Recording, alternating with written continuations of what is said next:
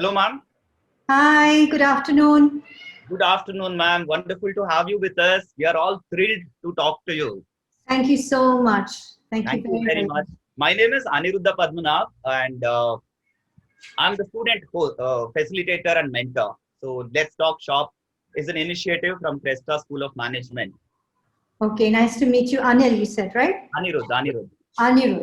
Nice to meet Anirudh. you. My pleasure, ma'am. My pleasure to have a distinct personality like you being on the show. Thank you so much.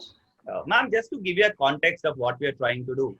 Yes. The usual, stereotype is that when girls come together, they gossip, they chit chat, and they do things which may not be relevant or productive. Now we Correct. want to break that mindset, and we want to create that. Okay, when girls come together, they can talk business, and they can talk business to somebody who is influencing the society, right? So this is the whole attempt. So the Yes. girls here today are Disha Chawla, Sheikh Simran, and Anchal Jain. All of them are from BBA second year, Nice and to meet you.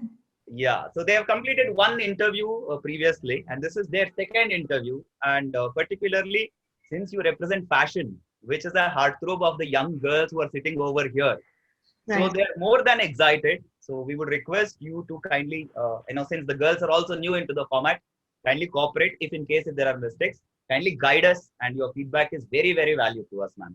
Sure. Okay, So great. pleasure having you. I will hand it over to the girls. I'll be off the camera and I'll be on mute. I will join the meeting after the interaction with the students, ma'am. Okay, great. Disha, Simran, Anchal, all the very best. Do your best. Thank you so. And I'm sure Thank you, sir. we have a lot to learn from ma'am. So let this Yeah. interview be an eye opener. And just to keep you posted, ma'am, we are recording the interview and we'll also share it on the social media so that a lot of youngsters who are looking up to you and looking for tips from you to make big in fashion industry can actually get the insights from it. So that's Great. the whole objective. That's really great. Thank you. Yeah. Thanks a lot, ma'am. Thank you very much. Pleasure meeting you. I will connect to you after the interview. Sure. All the best, girls. Hello, ma'am. I'm Disha Chawla, student of BBA from Cresta School of Management, Science and Arts.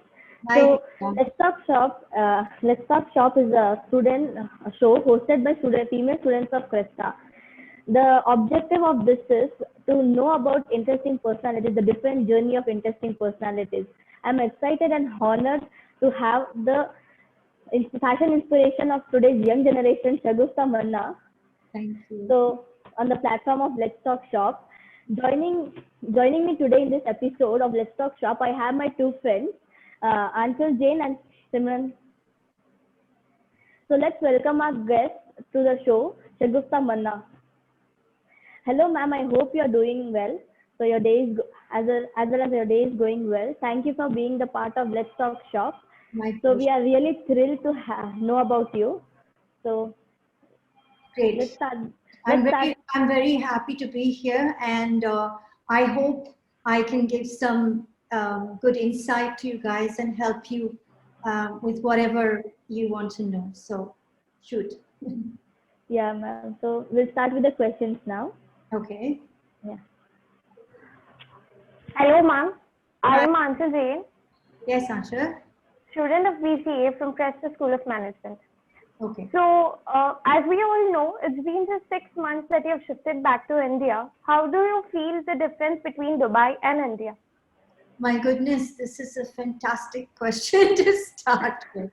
Okay, so I'm going to give you all a little bit of my background before I continue so that you understand.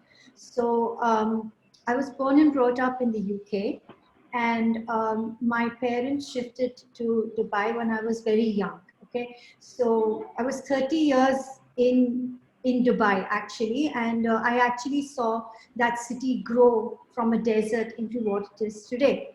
Now, having been there for so long, and Dubai, I think most of you know, it's a very glamorous city, and there's a lot of opportunity there, especially for the fashion industry. And I was really very lucky to work with some of the very high-end brands, international brands. Now, when I shifted here, yes, initially I found it really very difficult because it's a completely different scenario, and it's a different world altogether. But I think that what I did learn was I was very lucky because I got the opportunity to work with this Indian designer by the name of Anita Dongre. Have you heard of her? Yes, ma'am. So she's a very well-renowned Indian fashion designer. And I think I was really lucky that I got to work with her for a while. And I learned so much about the Indian fashion industry in just within 4 to 5 months. Because having worked with the international brands, I had the opportunity of going to their flagship stores in Milan, Paris, London, and so forth. But I, with great pride, want to tell you that some of the Indian fashion designer stores that I saw in Delhi and in Bombay and in Chandigarh, in Calcutta, I mean, they are awesome. If you go to this place called Qutub Gardens in Delhi, they have some flagship stores of the Indian designers, big Indian designers like Sabyasachi, Tarun Tahyani, Anita Dongre, Manish Malhotra. And to be honest with you, I have never seen such mind-blowing stores in the entire world. And I think we need to be very proud of that. And not only that, but the lehengas, the work on the lehengas. Agreed, these lehengas are very expensive, but they are pieces of art. Okay, they have pearls, diamonds, emeralds, rubies, the works, golden embroidery, and yes, they do cost anything from 15 lakhs to 95 lakhs. Agreed, they're very expensive, but honestly, I have not seen this kind of fashion, this kind of work in any of the international brands that I've worked for. So having said that, I think India has a lot of potential. I think the world needs to know more about these brands. These brands need to expose themselves more in the international market so that people abroad understand that India is all about luxury. And it's all about really intricate, detailed work, which honestly I've not seen in the brands abroad, no matter how big they might be. That was really great to hear, ma'am. So the next question is, fashion is dynamic and is even evolving. Being fashionable is one thing, while crafting a career in the industry definitely seems challenging. So could you please help us understand your journey in the industry? Okay, so actually I've always been a lover of fashion, which I think a lot of girls are. Okay, so it's, for me, my career is more of a passion than a career. Okay, so you need to love what you do.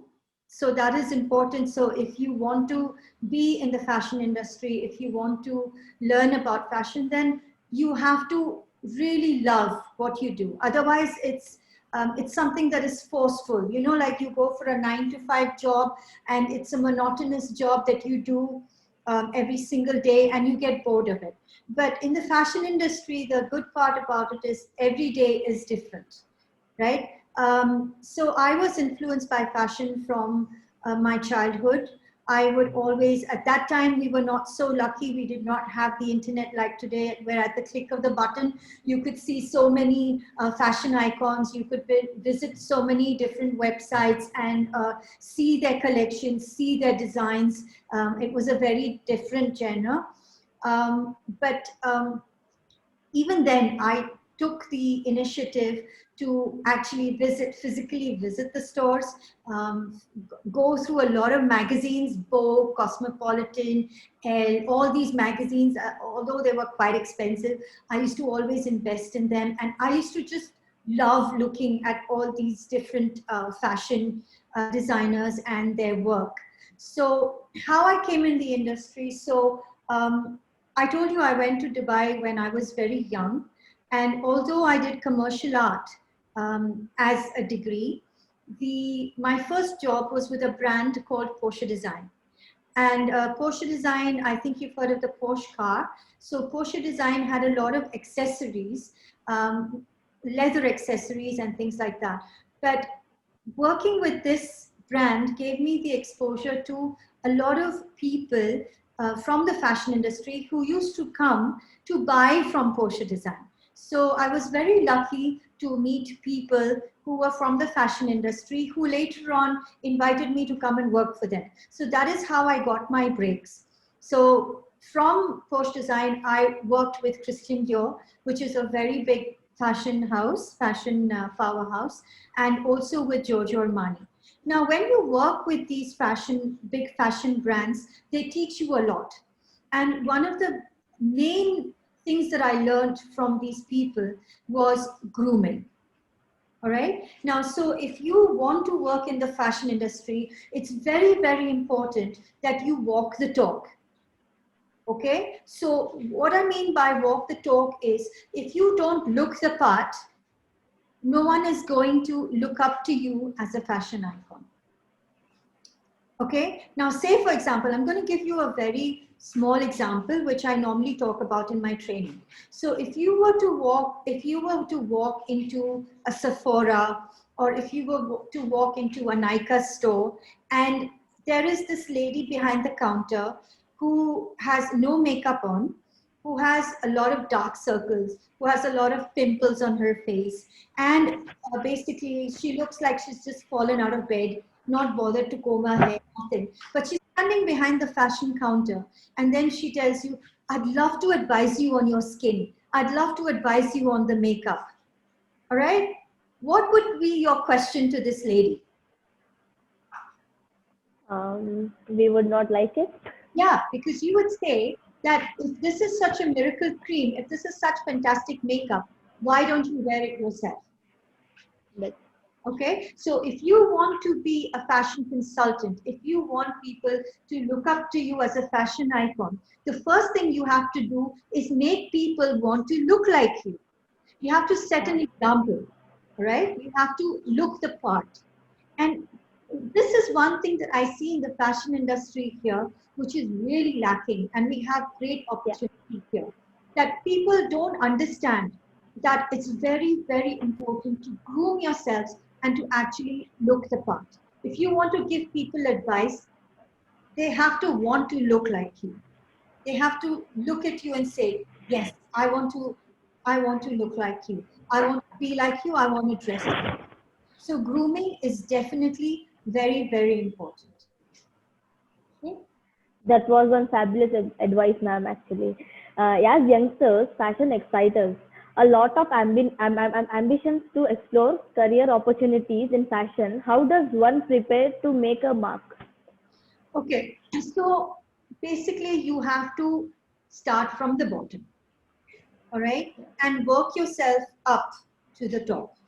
So whether you want to be a fashion influencer or whether you want to take up fashion designing as a career, you have to understand that you have to start at rock bottom.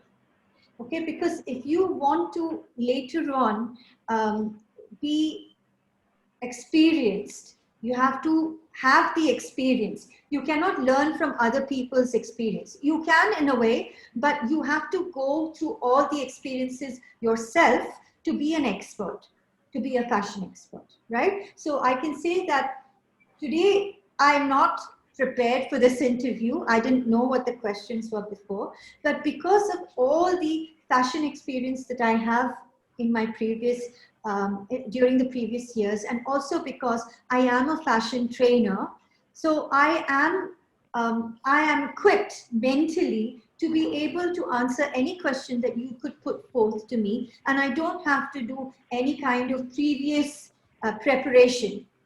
Okay, but that is because I'm a fashion expert. Now today, if you told me, ma'am, we want to do an interview on, say, marketing, or an interview on politics, then yes, I would be nervous, because this is not my expertise. This is not what I have studied. This is not my passion. Do you understand? So that is why if you want to be an expert in whatever you're doing, you have to start at the very bottom. So I started, believe it or not, as a sales executive. I started as a salesperson in a fashion, I don't know if you've heard of the brand DKNY, Donna Karan, New York. So I started as a sales associate. Then I worked myself up to be a store manager, a sales manager, brand manager. And then after years of being on the shop floor, I ventured out to be a trainer, a fashion trainer. Okay, but it takes, over the years, I've learned, working with these brands, I got a lot of training myself. And I understood that if I want to work with such big brands and fashion houses, I have to, of course, be able to look the part, right? So if I have to look the part, I have to take care of myself. So I have to take care of my hair, I have to take care of my skin, I have to take care of my figure. So even if I'm 54, I should be able to fit into a size 2 or a size 0 so that I can wear the brands and look the part when I am working for these big designer houses.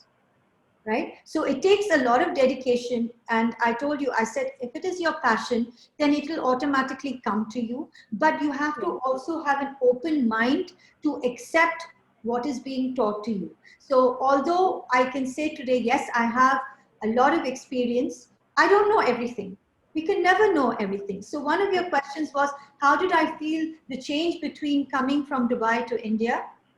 It was a big change. And especially at work in the fashion industry, because the Indian fashion industry is very different from the international fashion industry. So I really took a lot of effort to sit with my staff and with the employees and find out what is Godapati.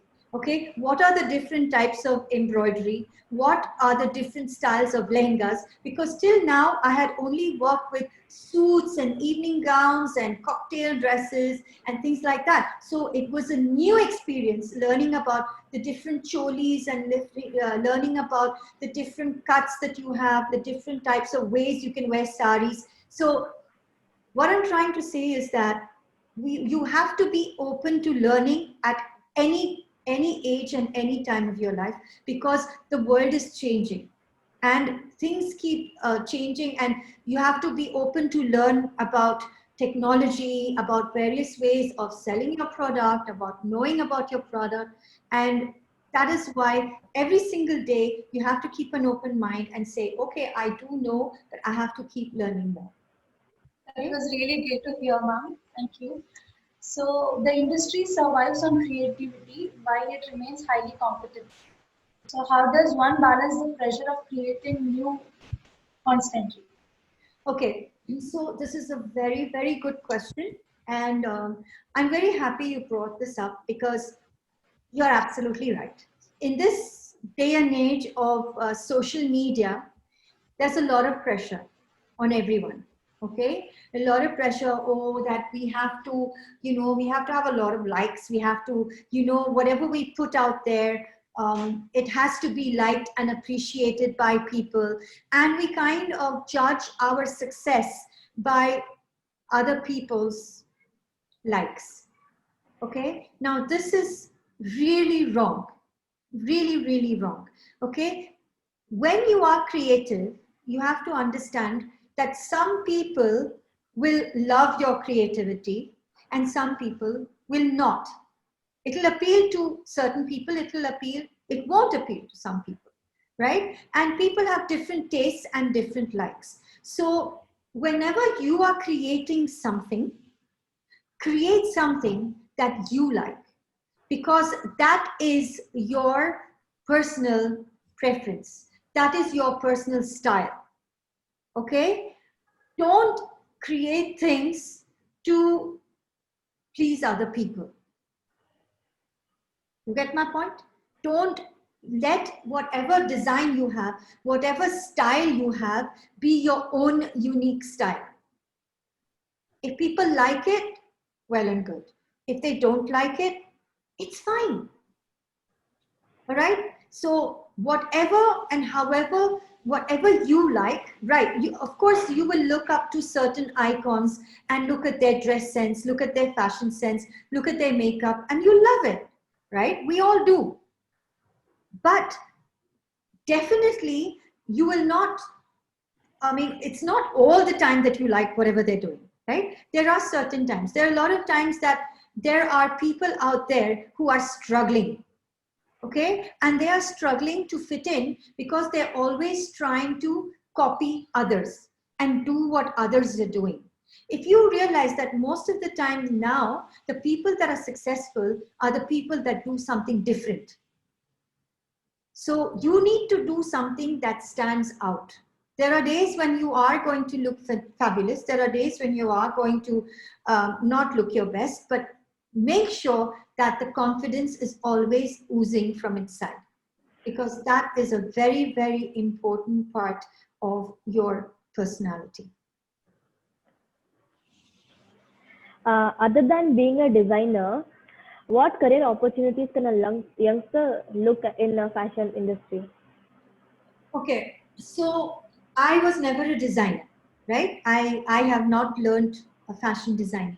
I just love fashion, so I just like to wear nice clothes and work with nice brands. So besides being a fashion designer, you can also get the opportunity of working with big fashion houses the way I did. And in the fashion houses, you can work in different fields. Okay, so you can, like me, I went into the retail part of it, but you can also work in marketing. You can also work in now in marketing, of course, nowadays social media is a big part of it, so you can also work in the social media part of it. Besides working for fashion houses, you can work as a fashion influencer. There's a big opportunity there for people. You can become a fashion advisor, a fashion consultant, a stylist, a celebrity stylist. There's a lot of opportunity for celebrity stylists as well out there. So there are many things besides actually being a fashion designer. So the reason why I didn't become a fashion designer is because I hate stitching.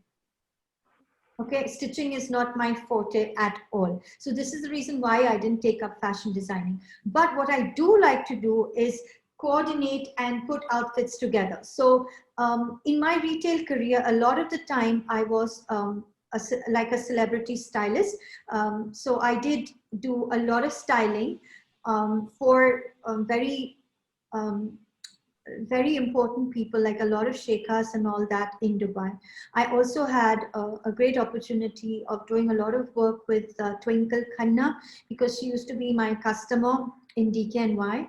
So many a time I would advise her on her wardrobe and what to wear. So when we are talking about fashion consultancy, we talk about advising a person of how to dress and how to look, right from her hair down to her shoes.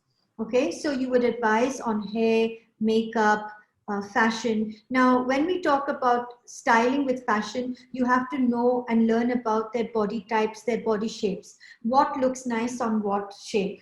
Okay, some people are short, so what would look nice on them? Some people are tall, so what would suit their bodies? Some women have big hips, pear-shaped hips, so what would flatter their physique? So these are all the various things that you can learn. And being a celebrity stylist is since I have done a lot of that kind of thing, it's very interesting. Again, a lot of study and research goes into this, because it's very, very important that if you want to do something like this, you have to know what are the trends for the season, what are the styles for the season, and colors, and which are the new brands that are out in the market, what are the different techniques to use, what are the various new hairstyles that are there. Now I've not learned anything about the hair. Okay, I love makeup. So yes, fashion and makeup are my forte, and this is what I love doing. I'm not really much into hair, but I do feel that that is one thing that I could have learned, which would have helped my career go, further. It would have helped me if I could, do the hair as well as the whole look. But even if you're not, I mean, with fashion and makeup, you can go, that really helps you to do a lot of this kind of stuff. So I hope that has answered your question. Yes, ma'am. It was good to hear about it.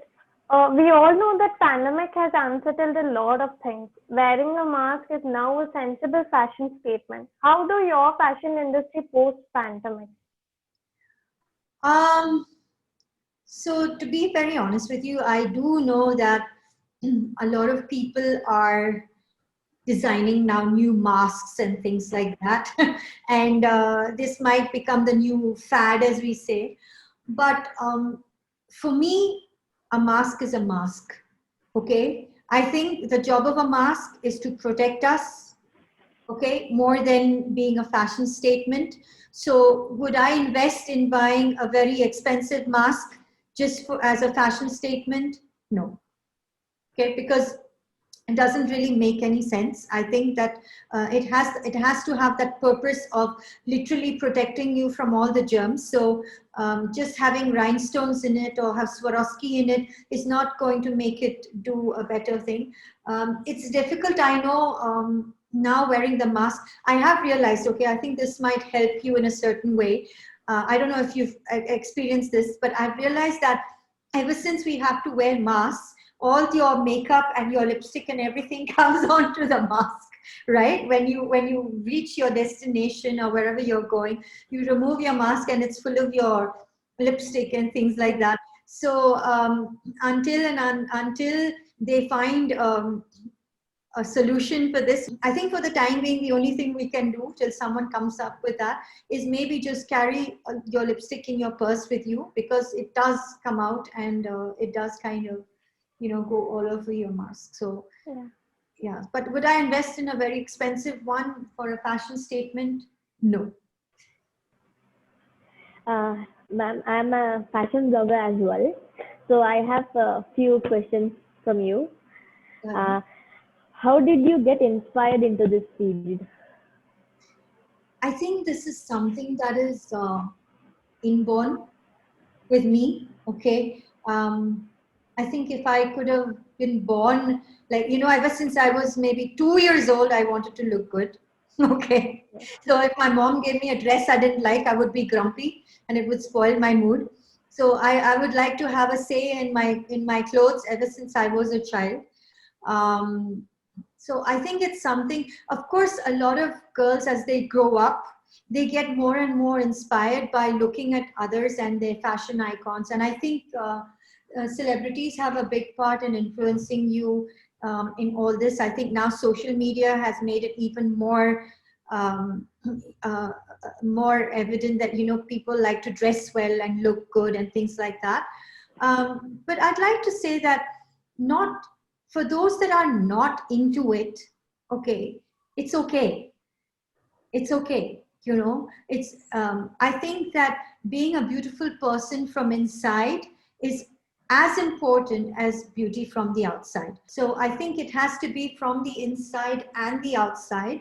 And I think that is what I like to work on. I like to spread happiness and not just beauty from the outside. So my training is not just about fashion and makeup. It's also about personality development.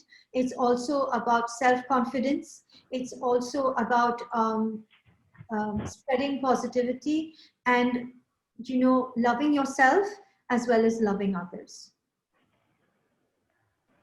Another question, what all the obstacles you faced and how did you overcome them? Okay, so this is also a very good question. I'll tell you about some obstacles that I faced abroad. Okay, in India till now, I think I haven't really found so much of an obstacle that I can really speak about. But abroad I did, and it's a very sad obstacle, but I am going to share it with you because I think this is very important. So when, as I told you, I was born and brought up in the UK, so I have a British passport. Okay, so when I joined the fashion industry in Dubai, and I worked for the very prestigious brand called Giorgio Armani. The first day I went to work, my general manager called me inside and said, I need to give you some advice. I said, okay. She said that whenever anybody asks you, where are you from? You need to say that you are from the UK and not from India. Okay. So I asked her, and Why do you say that? So she said that because here, if you say that you're from India, no one's going to take your fashion consultancy serious. They don't think that Indians have that much knowledge to become a fashion consultant. Now, to me, that was very degrading. Okay, and this is one obstacle that I realized, that a lot of people are under the impression that Indians don't know much about fashion. Right? And this is why I told you that when I visited places like Qutub Garden and I saw some of the really high-end luxury stores in India, I was like, the world needs to see all this, because they don't know. They think that India has no idea about fashion. They think that people from India don't have any fashion sense, which is not true. Okay, and of course I told her, I said, but look at the Miss Worlds, and you know how many times Indian women have become the Miss Worlds and Miss Universes and the Aishwaryas of the world, the Priyankas of the world, where they reach today. But they think that there are very few women like that, and they really don't think that Indian women are very knowledgeable when it comes to fashion and things like that. So what I think basically is that we have to understand that this is where grooming comes into place, and this is why grooming is important, because I don't think, honestly, if I did not groom myself, if I did not look the way I did, if I did not behave the way I did, I would not have gotten those jobs in the fashion industry, because you never know who's going to walk through that door, whom you're going to bump into, and whom you're going to meet. And then you don't turn around and say, oh my God, I wish I was looking better today. Oh my God, I wish I was wearing that today, or I wish I had put on more makeup today. It's too late then. Then you lose your opportunities. And all those opportunities came to me through my work experience. So when I was working in Armani, I was approached by Prada. When I was working in Prada, I was approached by someone else. So, you know, you have to be consistent, and we have to change that, that concept that is there in people's minds that Indian girls are not capable of being fashion consultants and they don't have enough fashion knowledge. That was so inspirational, ma'am. So now let's move to the fun rounds. I'll be starting the rapid fire round, and me and my friend will shower questions rapidly. All you have to do is answer them faster. Okay. Ready, ma'am? Sure. Guys, ready? So the first question is, what do you first notice about someone when you meet them? Their smile. Okay. 2 things you would change about yourself. 2 things I'd change about myself. I wish I was more street smart. One thing, street smart. I think I'm still too stupidly naive. Okay. And I told you this before. I wish I had spent more time doing a hairstyling course. Yeah. So who's your favorite fashion blogger? No, I'd say not so much as I'll tell you who my icon is. In the Indian fashion in the Indian industry, I'm a great fan of Kareena Kapoor. I think she dresses really well. I think whoever styles her does a great job. I think another fashion, I'd say makeup blogger I'd talk about is Huda Beauty. I think she's another person who came up from nowhere. They are highly inspirational because they've gone through a lot in their lives. They have, you know, they've built their careers up and built their lives up and got to the place where they are. So I think Huda Beauty is also a great inspiration for people. Okay, so next trend you would like to see disappear forever. A trend that I'd like to see disappear forever. In this day and age, it's different because I see stylists and I see fashion influencers wearing anything and everything at any time. So I feel that nothing really goes out of fashion, nothing ever goes out of style. It's just the confidence with what you wear and how you wear it, and if you can pull it off, I think that a trend will never go out of fashion. What is something you wish you could be good at? Hairstyling. That was very nice to hear you, ma'am. So yeah, one more fun round with you. This or that. I would just ask you two words. You will have to choose one word. Sure. Okay. We are ready, ma'am. Yes. Maxi skirts or mini skirts? Mini skirts.